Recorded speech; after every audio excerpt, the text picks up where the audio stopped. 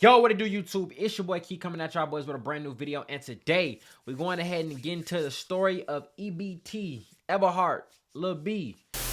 Can you tell us about Lil B and what makes him so important to the drill culture?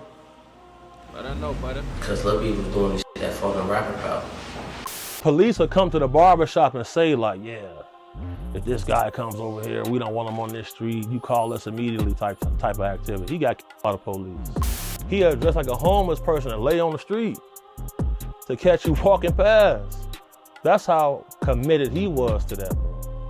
That's a fact. Savage was the reason they be how they be, folk, be because like something off about them, folk. Like they already knew once they was chasing them, they lied and shit. Talking about they seen them brandishing a gun. Ain't nobody finna brandish no gun when I'm running from the 12, folk. Like what happened was they knew he had a pipe on him, and that gave them an excuse to. They been wanting to get him off the street. So BD, he a loose cannon, folk. They seen he had that gun on him, boy. He must try to run. His 30 hung out. He got shot 7 times on Rose, right there by the police. Friends say 19-year-old Rasan Shaw had just left them to get something to eat. He was running through the alley with no gun or nothing because he just left us. Went after him. Camden says Shaw pointed a gun at police. The officer defends himself, shoots the offender. We did recover a .40 caliber Glock with an extended clip. Ayo, squad, what's the drill? But you also got to think about that, bro. If you're running away from the police, who the fuck is gonna turn around and point a gun at him while you running? Back with he was another doing video, what he was man. doing, so it was We're evident. taking it back to the streets of KeeReacts to a name that still echoes through the hood. Lil B, a figure whose name carried weight in Woodlawn and beyond. His story ain't just about the streets, it's about survival, loyalty, and the choices that you make when you feel like the world is against you. Not to mention the cycle of drama that Lil B was born into and continued with his own 2 hands. He was a well-known, respected, and feared hitter in the world of drilling, but ultimately, he lost his life. Crazy thing is, the ops didn't catch him lacking. It was actually the boys in blue.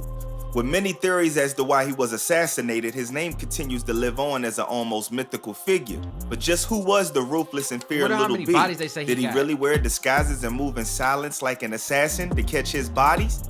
What exactly turned him into the gremlin that he became? What is his legacy in Chirac? We're gonna find out. So without further ado, let's skip the play and get down to business. The man who'd one day be known as Lil B was born Rasan Shaw on June 7th, 1994 in the city of Chicago. He came up in the 6217 Calumet building around 65th in Maryland, which many drill fans might be familiar with for the onslaught of talent that spawned from his doors. The spot was Lil B's home, but it was also a BD stronghold with Parkway Gardens nearby. But because of that, growing up wasn't exactly easy. Lil B started off just like any other shorty, man.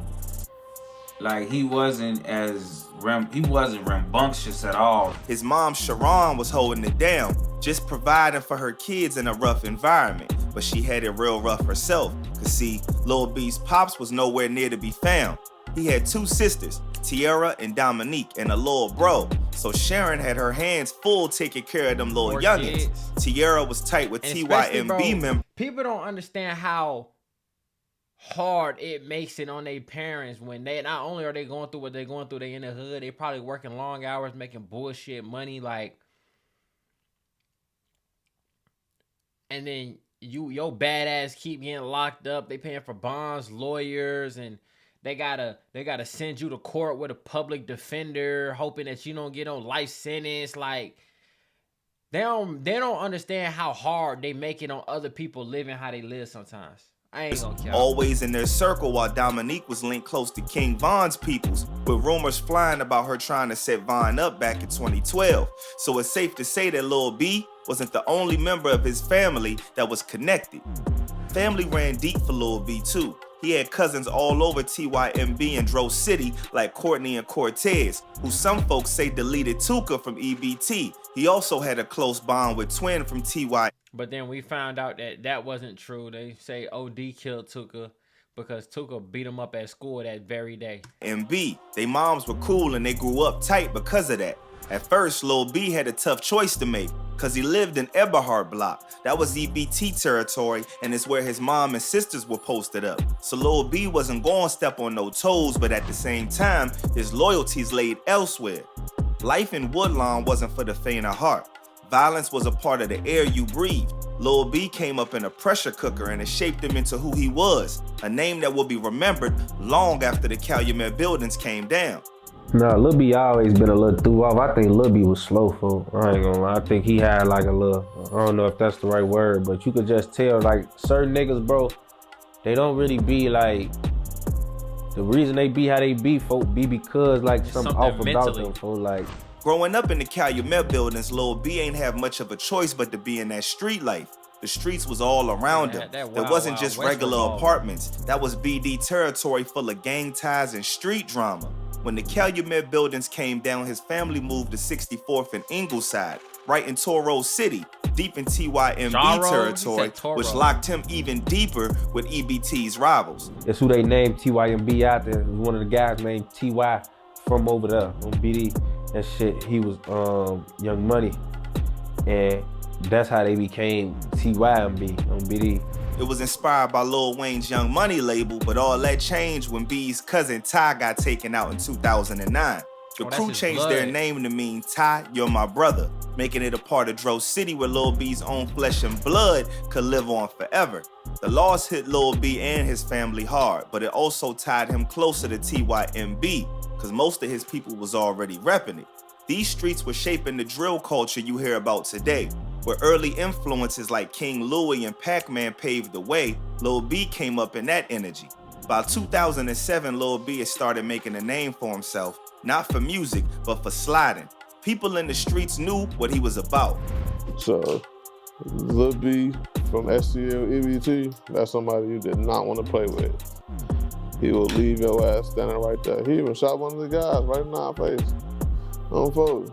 Shot his ass right in our face trying to talk to his girl. We sitting in the house. Like I've said before, Lil B was all about that BD life. But in 2009, some fake rumors about him snitching forced him to switch sides. He joined EBT where his family needed him as a hitter. Even with the switch, he stayed loyal to the BD Nation and openly repped GDK, letting folks know where he stood. But even though TYMB was repping his little cousin, Lil B couldn't let those rumors slide. He didn't forget where he came from or the people he owed loyalty to, but he didn't forget about those who did him wrong either. That was the code he lived by. And this what would eventually turn. But this is one of the worst type of niggas to get into it with in any aspect of life. It don't gotta be it don't gotta be in the streets. It can be in business. It can be at the workplace. It can be wherever. These type of niggas who will dedicate their life to getting back the people who wronged them, like supervillain arc type people, they dangerous, bro, on a different level. Like, y'all could both be rappers. He'll dedicate his life to destroying your career or making sure that you don't flourish. Like, that's a dangerous individual, bro, and you gotta keep your distance. But seeing the stories and hearing what everybody say about his friends to the ops, he was living exactly how he was living, and niggas was scared of him for sure. Him into the man everybody feared. Lil B wasn't just in the streets, he was the streets. Folks knew him as one of the most active hitters in the war with O-Block, and with at least 5 bodies tied to him, police had stacks of cases with his name on them, but Lil B kept a low profile. No social media flexing, no extra attention, just work. Bro, he was a savage, bro. He was a little bit more advanced than a lot of them other guys over there. He was on that, bro. Like the police would come to the barbershop and say, like, yeah, if this guy comes over here, we don't want him on this street, you call us immediately type of activity. He got killed by the police because he wasn't afraid of nothing. He gonna get crazy with you for sure. You see, he wasn't about that talking. He was about action. Whether it was sliding on rivals or handling gang business, Lil B was always 10 toes down. He learned early from TYMB how to move strategically on hits, and by the time he switched to EBT in 09, he was already a problem. Known for hitting blocks like a ghost, folks said he was always out in traffic. There was some shit going on with Lil B in that situation, with that OBD. So when TY died, Lil B just became a straight op. OBD, he started firing at folks, them firing at us. He's like Lil B just started finding. Cause I ain't gonna lie, like he started just walking up on. Like I ain't gonna lie, Lil B started treating like he never hung with us. Lil B's reputation spread quick. Crazy. People compared him to names like King Von and Melly, which meant that he was ruthless, calculated, and fearless. He didn't just target enemies. This man made statements. Rumors had him shooting D-Rose, pulling up on Money Man, and even ambushing folks from trash cans, and even wearing all kinds of disguises. Whether it was shootouts with Gyro City or feuds with TYMB, 600, and O-Block, Lil B made it clear. Nobody was safe. He had put a disguise on, bro. A little short dude, he had put a disguise on, bro. He had dressed like a homeless person and lay on the street to catch you fucking pass. That's how committed he was to that, bro. If there's one reason for why Lil B's name rang out in the streets, it's the bodies he allegedly dropped. Folks say he had at least 5 confirmed assassinations, though the truth probably cuts deeper than that. See, Lil B wasn't reckless. But the thing about it that people don't understand is the people who have, like, usually the people who have like 5 bodies, 6 bodies, they done shot 20, 30 niggas. Some niggas who they done, you know what I'm saying, they done shot at them twice, 3 times. Done been in 50, 60 shootouts where probably nobody, like, total hits. Probably like 60 shootouts. On both sides. Them getting blew out, them blowing at other people. Like, you don't understand, like, it's a lot that come behind that shit. Real ninja, all silent and calculated, almost like he was a predator in the animal kingdom going after its prey. And you never know for sure whether he dropped the body or somebody else. The point is, there's no telling how many men Lil B took out. Word was Lil B also hit up TYMB's block in retaliation for those rumors about him snitching. And I don't think anybody will put it past him. Then there's the situation with Jizzle, aka Carl Spencer, on September 26, 2011. Witnesses said that Lil B and Tutu caught Jizzle on South King Drive after an argument between their crews. Lil B stood over him and popped off multiple times, making sure that nobody got up after he left. By the end of 2011, he was allegedly tied to 4 homies, including Levon Elston's. Levon got deleted in December while sitting in a car with friends. Lil B and King Lil J targeted the group allegedly during a stick-up job, and when Levon tried to drive off, Lil B ended it with a headshot. Fast forward to 2013, and Lil B's last confirmed body was J Money, a respected member of O-Block. Witnesses said Lil B followed J Money's car to the 6600 block of South Rhodes Avenue, crept around the back of the house and gunned him down while he was loading laundry into his car. J Money's demise left O-Block out for blood, but Lil B was already a ghost by then, and folks on the streets weren't the only ones that struggled to find him either. Niggas wanted Shorty. Niggas ain't want them people to do their job. Niggas wanted his head, man. You know what I'm saying? Like, nigga wanted Shorty top, man. I ain't gonna even bow. The police knocked him off. For all the lives he took, Lil B never saw a courtroom. He was a suspect in cases up and down Chirac, but each and every time he somehow managed to slip through the cracks. The streets still debate how many bodies he really had, but nobody doubts that Lil B left a bloody legacy that Chicago won't forget. Of course, the legacy meant that he had all sorts of enemies gunning for him. It was only a matter of time before somebody got a lucky shot in between B's eyes. But the thing is, it wasn't no TYMB member or any other gangster that got him in the end. Despite what you might think, Lil B's demise wasn't about gang beef at all. Even though that story has become a part of his legend, the truth is it was the cops that did him in.